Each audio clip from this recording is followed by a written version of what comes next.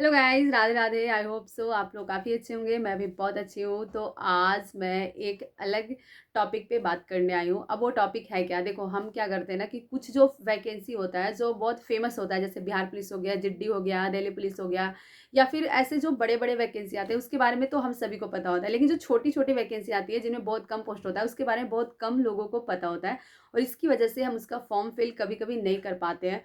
तो आप अब से मैं स्टार्टअप की हूँ कि कुछ वैकेंसी के बारे में मैं आपको बताऊंगी, जो चीज़ें मुझे लगेगा कि हाँ ये आप लोग भर सकते हो या मैं भर सकती हूँ। अब देखो, कुछ वैकेंसी ऐसा होता है जिसमें मैं भर सकती हूँ, कुछ होता है आप भर सकते हो, तो वो चीज़ें मैं यहाँ पे आपके साथ शेयर करूंगी। तो चलो स्टार्ट करते हैं आज एक बहुत ही अच्छे टॉपिक पे। अब वैकेंसी आया क्या है, तो एक वैकेंसी है CISF का, जिसको अगर फुल फॉर्म बताए तो central industrial security force. Central industrial security force इसका फुल फॉर्म होता है। अब बात होती है ये कौन सी जॉब है, इसका क्वालिफिकेशन क्या होता है, इसमें क्या पोस्ट मिलता है, कितनी सैलरी मिलती है, क्या एज लिमिट होता है, इसमें फिजिकल होता है कि नहीं, ये सारी चीज़ें तो एक एक करके हम इन टॉपिक पे बात करेंगे। तो पहली बात आती है कि इसमें क्वालिफिकेशन क्या होता है। सबसे बड़ी बात होता है कि क्वालिफिकेशन क्या होता है। तो क्वालिफिकेशन देखो, इसमें स्टार्टिंग आप फॉर्म डाल सकते हो 10th से।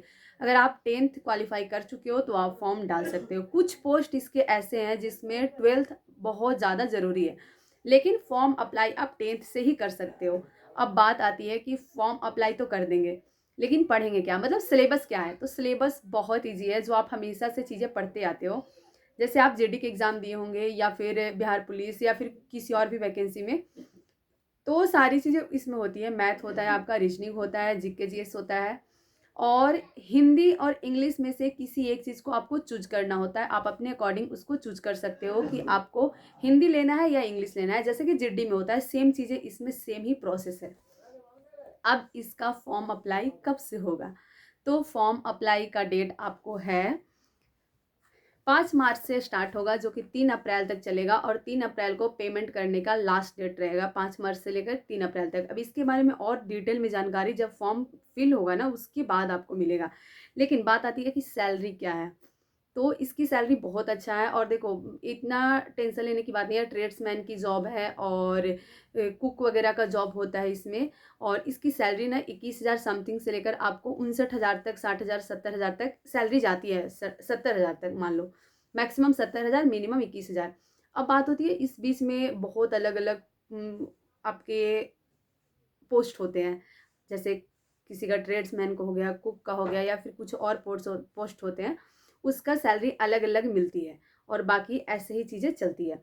तो ये सैलरी हो गया आपको। अब बात आता है इसमें क्या फिजिकल है, तो हाँ, अगर वर्दी की जॉब है तो फिजिकल तो होगा ही होगा, और इसमें प्रॉपर आपको वर्दी मिलता है। जैसे बिहार पुलिस हो गया, CISF में भी सेम मिलता है, CRPF वगैरह जैसे होते हैं ना वर्दी, वैसे ही होता है। ये मत सोचना कि कुक और ट्रेड्समैन का है तो कुछ ऐसे ही नॉर्मल होगा, नहीं। इसके बारे में आप डिटेल में जानो। आपको लगता है कि मुझे फॉर्म फिल करना चाहिए, देन आप अप्लाई करो। अभी अप्लाई का डेट आया नहीं है, आएगा तो आप अप्लाई ज़रूर करना। अब बात होती है कि फिजिकल इसमें है क्या। तो फिजिकल बॉयज़ के लिए होता है 1600 किलोमीटर, 1600 मीटर, जिसमें टाइमिंग क्या होता है, तो टाइमिंग होता है 6 मिनट 30 सेकेंड। बॉयज़ के लिए 1600 मीटर 6 मिनट 30 सेकेंड, और गर्ल्स के लिए तो 800 मीटर, और उनका टाइमिंग होता है 4 मिनट। बॉयज़ के लिए 1600 मीटर 6 मिनट 30 सेकेंड, और गर्ल्स के लिए 800 मीटर 4 मिनट में। तो ठीक ठाक है, मतलब बिहार पुलिस से कंपेयर करें तो ठीक है, रनिंग का टाइमिंग ठीक है। अब आती है कि इसमें एज क्या है, मतलब किस एज के लोग फॉर्म डाल सकते हैं। तो देखो, एज भी इसमें कोई बहुत बड़ी नहीं है, जो सेम एग्जाम में होता है, बहुत सारे एग्जाम में सेम है। 18 से आप स्टार्ट कर सकते हो, 27 तक है, जिसमें जनरल, OBC, EWS ये डाल सकते हैं। और बात आती है 3 साल, जैसे हर एग्जाम में आपको एज रिलैक्सेशन मिलता है आपके कैटेगरी के अनुसार, तो सेम इसमें भी मिलेगा 3 साल 3 साल 3 साल, जिसको जैसे होता है। आपको पता होगा आप किस कैटेगरी से आते हो, उसके अकॉर्डिंग आप भर देना। जैसे SC ST हो गए, एंड और भी जो कैटेगरी होते हैं उसमें अलग होता है। अब बात होगी फॉर्म फी क्या लग रहा है, मतलब फॉर्म अप्लाई करने का फ़ी क्या लग रहा है। तो यही तो मज़े की बात है कि फॉर्म अप्लाई करने का फ़ी बहुत ही कम लग रहा है। अब जो जनरल कैटेगरी से आते हैं, AWS OBC, उनका लग रहा है 100 रुपीज़। अब 100 रुपीज़ तो किसी के पास भी होता ही होता है। और जो SC ST और अदर कैटेगरी से आते हैं उनको लग रहा है 0 रुपीज़, तो कोई भी पैसा आपको नहीं लगेगा। तो क्या ही जा रहा है हमें फॉर्म डालने में, है ना। तो फॉर्म ज़रूर डालो।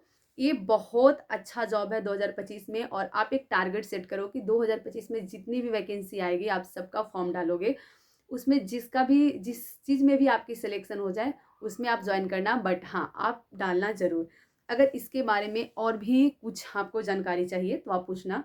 एंड देखो इसमें जो वैकेंसी है ना कि 1161 वैकेंसी है, उसमें यूआरए का कितना है, डब्ल्यूएस का कितना है, ओबीसी का कितना है, एससी एसटी सबका अलग अलग चीज़ें हैं, तो वो आप देखना जब आप अपना ये खुलेगा, जब फॉर्म फिल करोगे उसमें देख लेना। ऐसे मैं लिख कर तो रखी थी। यूआर का जो वैकेंसी है वो 344 है, ईडब्ल्यूएस का 83 है, ओबीसी का 228 है, एससी का 126 है और टोटल 845 है मेल का। अब उसी तरह से फीमेल का भी कुछ है, जैसे यूआर फीमेल का हो गया आपको 116, ईडब्ल्यूएस का 27, ओबीसी का 75, एससी एसटी का 20, ऐसे करके इसमें सारे वैकेंसी हैं। तो बहुत अच्छा है। अगर आपको लगता है कि मुझे डालना चाहिए देन आप ज़रूर डालो, लगता ही नहीं है। एक जॉब चाहिए और डालो, बहुत अच्छा वैकेंसी। अगर इसके बारे में कोई और जानकारी चाहिए तो कमेंट्स में बताना। Thank you.